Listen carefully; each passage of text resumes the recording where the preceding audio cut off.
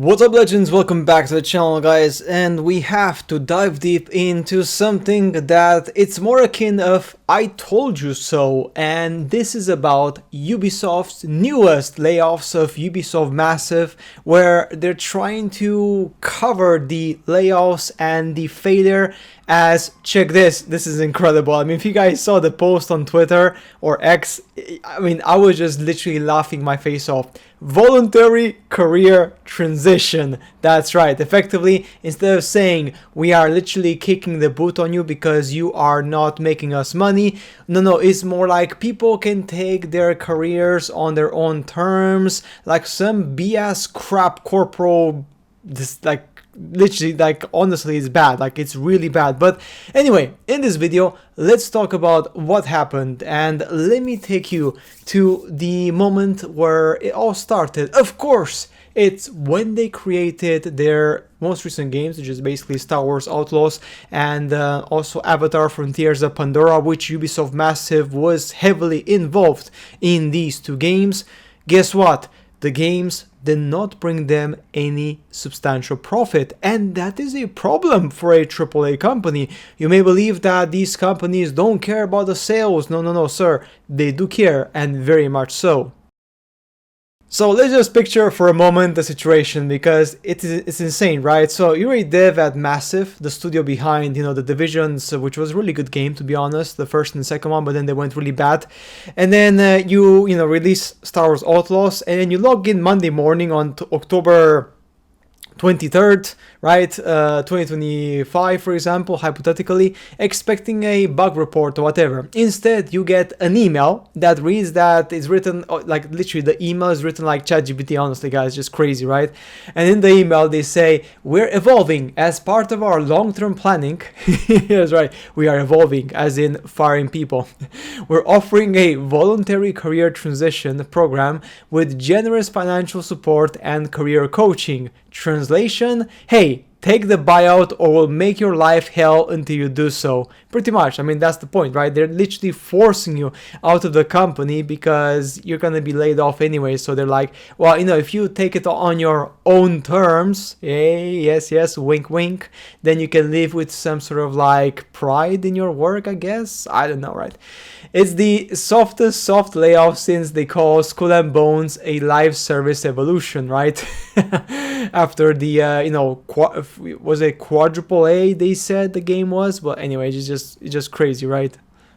So Massive is focusing on, or refocusing on, the Division franchise and their Snowdrop engine, which is good, of course, the tech that powered Tom Clancy's wet dream of tactical spreadsheets, But let's be real, this isn't evolution, it's pretty much amputation. Ubisoft's been bleeding staff all year round, with over 3,000 jobs axed since 2024, and they still have too many people, because they had, I believe, last year about 18,000 people. Maybe now they have about 15 to 14,000, maybe. Still too many, right? It's just too many, right? And now Massive, off to mega flops, like literally, as I said before, Star Wars Outlaws and Avatar, they were both flops. I'm very sorry, but that's exactly what happened. The games did not sell, both of them, well at all. And now everyone is roasting them pretty crazy, right? I mean, yeah, it's just insane. But why now? Well, why Massive? Very simple. Their recent hits, and I use the term loosely, missed harder than a blindfolded bow shot in Outlaws. And I mean, I'm making this comparison because, yeah, it's just crazy. Let's autopsy these corpses because it's crazy. Starting with Star Wars Outlaws, in the 2024 open world scoundrel sim that promised Han Solo vibes but delivered Jar Jar glitches, right? Which is really bad. Star Wars Outlaws, Ubisoft big swing at the galaxy, far away. Massive poured years into it. A tale of KVS, a scrappy thief dodging Imperials and charming syndicates. On paper, looks pretty good, but open world across Tatooine, Kijimi, the works, stealth blasters, and the Millennium Falcon tease. But guess what? People didn't like it. The critics gave it a solid 74, which is kind of okay, but users gave it a scorching 4.9 out of 10, which is really bad. Now, why the disconnect? Very simple. bugs. That's right, a literally glitch fest. Clipping through walls, AI super dumb, like it was really bad. Loading screens longer than the Senate voting, whatever, right? Underperforming expectations, quite a lot.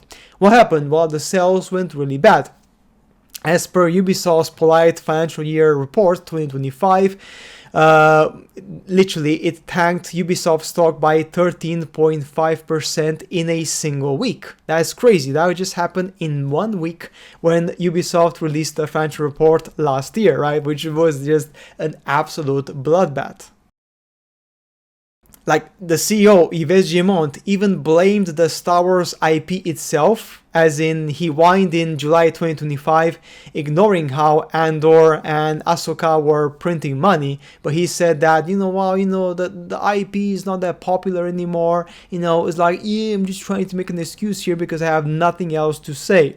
So it's just funny because, guys, I mean, let's just be real, right? It wasn't because the IP of Star Wars was pretty poor, because right now there's still dozens of millions of fans of Star Wars out there, but they just want a decent game with lightsabers, please, with lightsabers. With 3 million players on worldwide, but in terms of sales, well, they barely cracked 2 million in the first quarter, and 2 million copies in a AAA game, which costed them over 250 million dollars at least, is pretty bad. Even engagement, peak player on Steam hovered over about 20,000 people. That's Spider-Man 2 territory day one. But for a whole franchise lifeline, really pathetic. Massive thought blending Division loot with Star Wars charm would save them, but instead it exposed how Ubisoft's formula, which is bloated maps, repetitive fetch quest, really feels dated in 2025. I mean, I've been playing, of course, other games more recently, and even the indie games, like, they have so many amazing ideas because they're not afraid of taking risks. So yeah.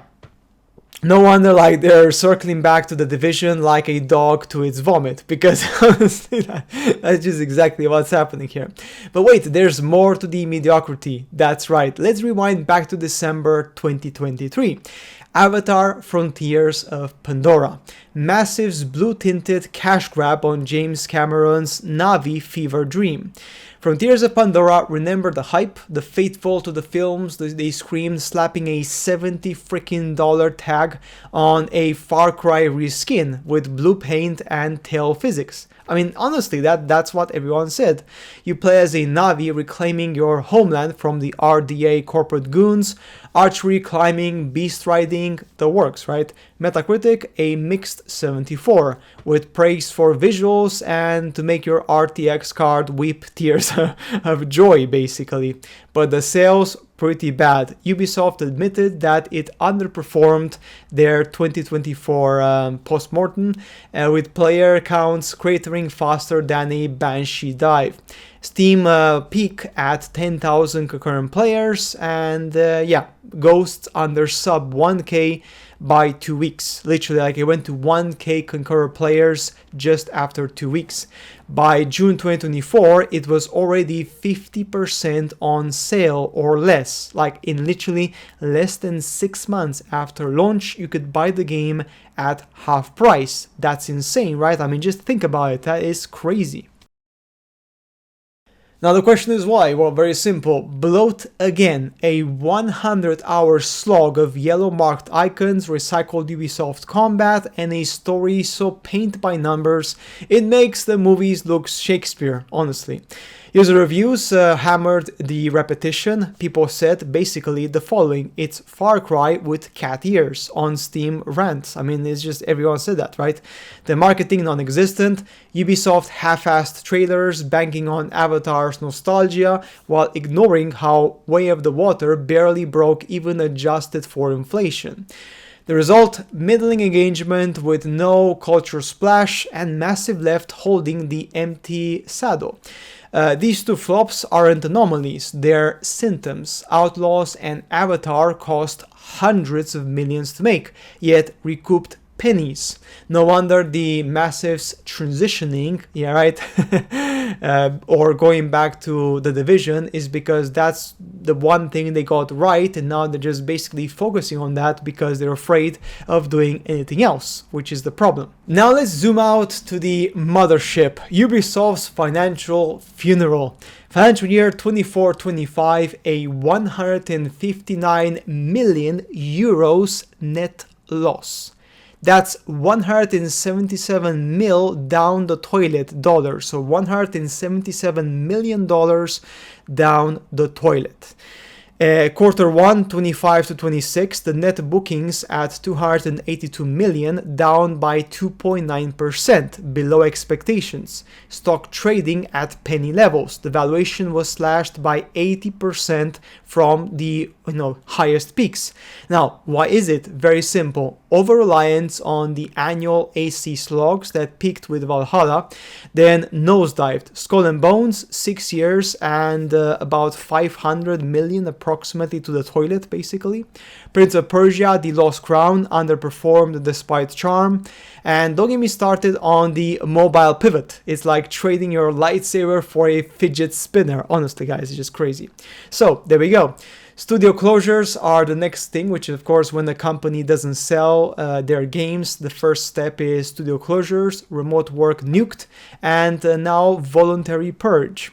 Guillemot waving the white flag, promising stable bookings for financial year 26. Stable, well, I don't know, because honestly it's looking pretty damn bad.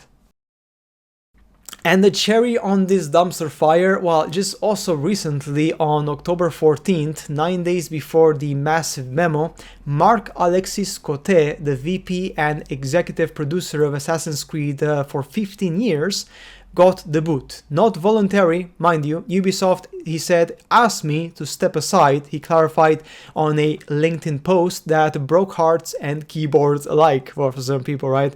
He said, after 20 years, the guy who helmed Valhalla's Viking Glory and Shadows controversy was shown the door to align to new structures. Well, shocking? Not really. Assassin's Creed Shadows, with its Black Samurai Yasuke lead, alienated core fans faster than you can say historical accuracy. Sales hit about 5 million players, right? But the backlash was nuclear. The game was not really liked that much, and most importantly, the story was pretty crazy boring. Like, honestly, even to this day, I still haven't finished the story of the game, because every time I try to play the game and I play for more than 1 hour, I get bored of the story. Like, honestly, I don't know if this happens to other people. Like, now I'm about maybe 70% of the story, but every time I play the game, I cannot make myself play more than 1 hour or maybe maximum 2 hours in one go. And that's like every couple of days, because the story just bores the hell out of me. It's like, I just can't take it, man. I just honestly can't take it anymore. Like, it's just so boring, so stiff, so predictable. I just don't understand how these people were able to even ship with this level of quality of storytelling in 2025. I mean, even right now, it's just beyond me. Speaking of which, of course, we also have to address one of the big elephants in the room. We just have to, of course, and that's the diverse, inclusive, non-binary banta that's trampling Ubisoft legacy. Now, you've clocked the shift from Ezio's roguish charm to Odyssey's gender-fluid Spartan, but lately it's pandering on steroids. AC Shadows with Yasuke as a co-lead, a real historical figure, sure, but shoehorned into a decolonized history, right? Narrative that feels less organic than a looted Dropbox, basically. Critics lauded the representation, but fans, the ones buying the game, cried, where's the stealth, the intrigue? Why is the Souls light now? Why is he a Souls light? Sales dropped 20% for Mirage, for example, per leaks. And even Outlaws, Star Wars Outlaws, Kai Vess, sassy, queer-coded, with the man jaw effectively, right? I mean, we just see that basically they just trying to push certain agendas into their characters, into their games, and gamers see that. And when gamers see that, they know that they're being tried to be played off. And gamers are not stupid, like I said before. And this is a I told you so. I told you so. Gamers see these things and they don't like to be basically educated HR style when they play a game. They want to play a game and they want to enjoy it as much as possible like everyone else, but they never want to be told, how they should be behaving themselves in stories, which tries to basically re-educate them or make them more sensible to queer stories which are shoehorned into a particular game. And that's exactly what we've seen many times with these companies, which is a problem that many people have seen. They don't like it, and of course that again is losing sales for Ubisoft.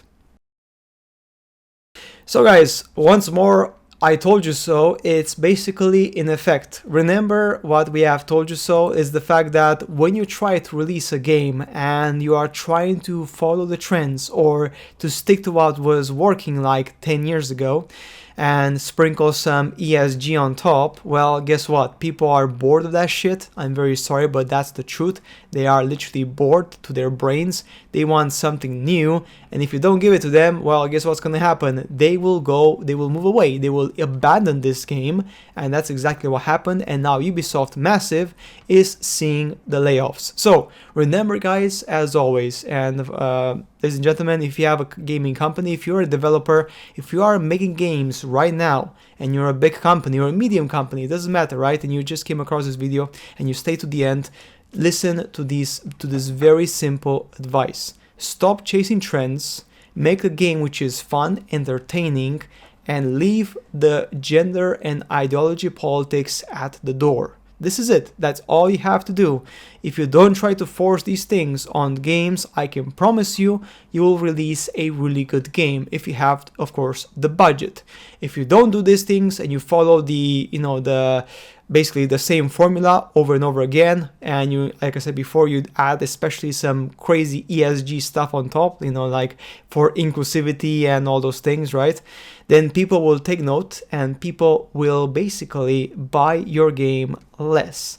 And that's a problem. It's not a problem straight away, right? It's not a problem right now. It's a problem because this, in the long run, it's going to damage you. And this is what happened with Ubisoft Massive. It wasn't just one game. It was multiple games which basically eventually broke them. Because guess what? A gamer never forgets, and if you screw them over with one game, they will not buy your next game. So basically you are on the losing end of selling less and less and less games the more crappy content you release in your previous games. Guys, that's it for today's video. As always, I shall see you later in the next ones. Bye.